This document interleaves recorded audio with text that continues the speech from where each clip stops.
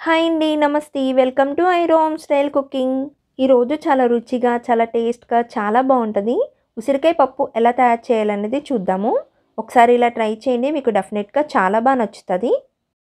ముందుగా కుక్కర్‌లోకి కందిపప్పుని నీట్‌గా కడిగి నానబెట్టుకున్నాను ఒక గంట పాటు. ఇప్పుడు కుక్కర్‌లో వేసుకుంటున్నాను. అలాగే అర స్పూన్ పసుపు కూడా వేసుకొని మూత పెట్టుకొని ఒక 5, 6 విజిల్స్ వస్తే సరిపోతది. ముందుగా ఉసిరికాయలని నీట్‌గా కడిగి వాష్ చేసిన ఉసిరికాయలు తీసుకున్నాను. నేను 6, 7 కాయలు తీసుకున్నాను. ఇప్పుడు బౌల్‌లోకి వేసుకొని అందులో వాటర్ వేసుకొని ఉసిరికాయలని కొంచెంసేపు ఉడికించుకుందాము. ఉసిరికాయ పప్పులోకి ఉసిరికాయలని ఇలా ఉడికించుకొని గాని వేసుకున్నట్టయితే చాలా టేస్ట్‌గా ఉంటది. చూసారు కదా! ఉసిరికాయలు బాగా ఉడికిపోయినాయి కదా! స్టవ్ కట్టేసి చల్లారిన తర్వాత ఇప్పుడు ఉసిరికాయలో ఉన్న గింజ మొత్తం తీసేసిన తర్వాత ఉసిరికాయలని తీసుకొని మిక్సీ జార్‌లో వేసుకుంటున్నాను. మొత్తం అన్నీ కూడా వేసుకున్న తర్వాత నేను ఇప్పుడు ఇందులోకి 7, 8 పచ్చిమిరపకాయలు మిక్సీ జార్‌లో వేసుకొని మూత పెట్టుకొని గ్రైండ్ చేసుకుందాము.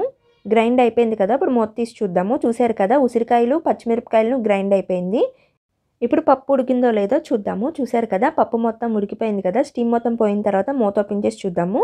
పప్పు బాగా ఉడికిపోయింది కదా! ఇప్పుడు తాలింపు రెడీ చేసుకుందాము. స్టవ్ ఆన్ చేసి కడాయి పెట్టుకొని ఆయిల్ వేసుకుంటున్నాను. ఆయిల్ బాగా హీట్ అయింది కదా! నేను ఇప్పుడు ఇందులోకి తాలింపు దినుసులు వేసుకుంటున్నాను. అలాగే ఎల్లుల్లిపాయలు, ఎండుమిర్చి కూడా వేసుకున్నాను. అర స్పూన్ ఇంగువ కూడా వేసుకొని తాలింపుని ఫ్రై చేసుకుందాము. తాలింపు ఫ్రై అయిపోయింది కదా! నేను ఇప్పుడు ఇందులోకి కరివేపాకు వేసుకుంటున్నాను. అలాగే ఉల్లిపాయలు కూడా వేసుకొని ఒకసారి మొత్తం అంతా కూడా బాగా కలుపుకొని ఫ్రై చేసుకుందాం.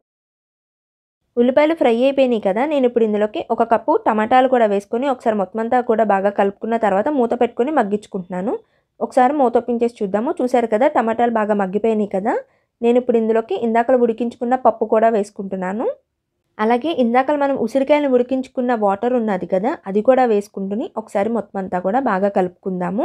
ఇందాకల మనం మిక్సీ పట్టుకున్న ఉసిరికాయలు, పచ్చిమిరపకాయల పేస్టు అలాగే రుచికి సరిపడా సాల్ట్ కూడా వేసుకొని మరొకసారి మొత్తం అంతా కూడా బాగా కలుపుకుందాము. ఇందులోకి కారం అనేది వేయాల్సిన అవసరం లేదు. పచ్చిమిరపకాయల కారమే సరిపోతది. మొత్తం అంతా బాగా కలుపుకున్నాం కదా! ఇప్పుడు ఇందులోకి ఇంకొంచెం వాటర్ కూడా వేసుకొని ఇంకొకసారి మొత్తం అంతా బాగా కలుపుకుందాము. మొత్తం అంతా బాగా కలుపుకున్నాం కదా! ఇప్పుడు మూత పెట్టుకొని ఒక 5 నిమిషాలు అలా ఉడికించుకుందాము. ఇప్పుడు ఒకసారి మూత తీసి చూద్దాము. చూసారు కదా! మన ఉసిరికాయ పప్పు కూడా రెడీ అయిపోయింది కదా! ఫైనల్‌గా కొత్తిమీర కూడా వేసేసుకొని స్టవ్ ఆపేసుకోవడమే. అంతేనండి, సింపుల్ అండ్ ఈజీ ఉసిరికాయ పప్పు రెడీ అయిపోయింది. తప్పకుండా ఒకసారి ఇలా ట్రై చేయండి.